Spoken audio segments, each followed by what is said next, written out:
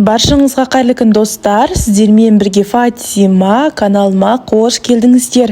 Бүгін біз шайға арнап өте дәмді әрі тез дайын болатын пирогты сіздермен бірге пісіретін боламыз. Қараңыздар, біздің пирогымыз осылай керемет болып көтеріліп, арасы пісіп шығатын болады. Ал ендеше сіздермен бірге жасауды бастайық. Ең алдымен ыдысымызға 3 жұмыртқамызды әкеп саламыз. Сосын 230 грамм шекерімізді саламыз да, осы жұмыртқа мен шекерді жақсылап тұрып миксердің көмегімен миксерлаймыз.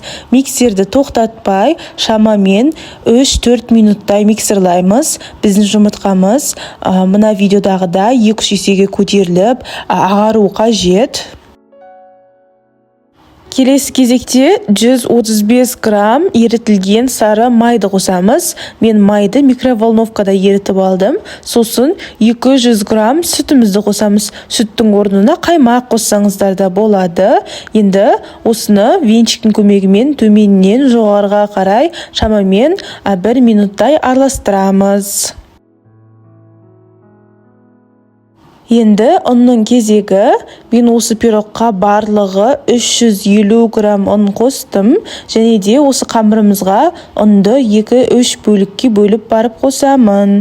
Осылай ұн қосып жатқан кезде ұнды міндетті түрде електен өткізуді ұмытпаңыздар. Ұнымызды қосып болған соң осындай бір пакет қопсытқышымызды қосамыз. Осы бір пакеттің ішінде 18 грамм қопсытқыш болады. Осы 18 граммның бәрін қосамыз да, ары қарай венчиктің көмегімен төменнен жоғарыға қарай араластырамыз. Осылай венчиктің көмегімен араластыруымыз себебі миксермен араластырған кезде ұнымыз шашырап кетпес үшін бірінші осылай венчикпен араластырамыз, ары қарай миксермен шамамен жарты секундтай араластырамыз. Сосын ұнымыздың екінші жартысын қосамыз. Екінші жартысында електен өткіземіз. Ұнымызды електен өткізуіміздің себебі ұнның арасында қоқыстар болуы мүмкін. Осы қоқыстар қамырымызға түсіп кетпес үшін ұнды електен өткіземіз. Егер сіздердің ұндарыңыз жоғары сапалы болатын болса, онда електен өткізбей қойсаңыздар да болады. Ұнымызды осылай електен өткізіп болған соң бірінші венчикпен араластырып аламыз. Ұнымызды жақсылап тұрып араластырып, ары қарай миксердің көмегімен біздің қамырымыз бір керкі болғанша араластырамыз. Шамамен 1-2 минуттай тоқтатпай араластырсаңыздар жеткілікті. Достар, осы пирогтың толық құрамын мен видеоның астындағы описанияға жазып қалдырдым. Сол жерден көрсеңіздер болады. Және де осы менің YouTube каналымнан басқа да кекстардың, печеньелардың рецептісін таба аласыздар. Осы видеоны көріп болған соң, сол басқа тәттілердің рецептісін көруді ұмытпаңыздар. Және де комментария жазып, лайк басып қалдырыңыздар. Енді осындай пирог пісіретін формамызға пергамент қағазымызды төсейміз. Менің бұл жерде пирог пісіретін формамның диаметрі 22 сантиметр. Пергамент қағазымыз төсеп болған соң қамырымызды әкеп құямыз. Достар, қамырымызды формамызға құйып жатқан кезде пештеріңізді 180 градусқа қыздырып қойыңыздар. Сосын осы лопатканың көмегімен қамырларымызды тегістеп шығамыз. Осы пирогты сіздер үйлеріңізге қонақтар аяқ асты келіп қалатын кезде жасасаңыздар болады.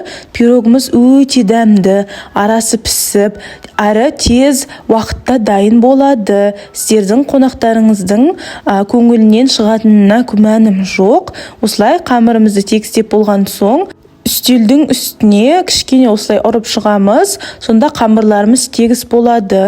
Енді қызып тұрған пеште 180 градуста 45-50 минут аралығында пісіреміз. Қараңыздар, біздің пирогымыздың беті осылай қызарып пісіп шығуы керек. Енді осы пирогты кішкене суытамыз. Суытқан соң формасынан шығарсақ болады. Қараңыздар, еш жерге пирогымыз жабысып жатқан жоқ. Мен сәндік ретінде қант ұнтағын қостым, яғни қолдандым.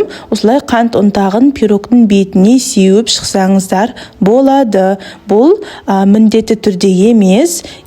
қант ұнтағының орнына шоколадты ерітіп, немесе грек жаңғағымен сәндесеңіздер болады. Бұл жерде өз фантазияларыңызға қарай. Енді осы пирогты кесейік. Пирогымыз оңай кесіліп жатыр. Пирогымыздың сырты, яғни үсті жағы қытырлақ болып шыққан, ал ортасы жұмсақ, өте дәмді, керемет, яғни воздушный болып шыққан біздің пирогымыз. Қараңыздар, ортасын бөліп көрсетейін. Ортасын бөлгенде оңай бөлініп жатыр. Осы пирогты жеместен бұрын негізі сіздер суытсаңыздар, суытып барып жесеңіздер өте дәмді болады. Әрине ол өз қалауларыңызда. Қараңыздар, пирогымыз кескенде кезде осылай көрінеді. Сіздермен болған Фатима. Каналыма тіркеліп, лайк басып, комментария жазуды ұмытпаңыздар. Және де осы пирогты міндетті түрде жасап көріңіздер. Қалай шыққанын комментарияға бөлісіңіздер.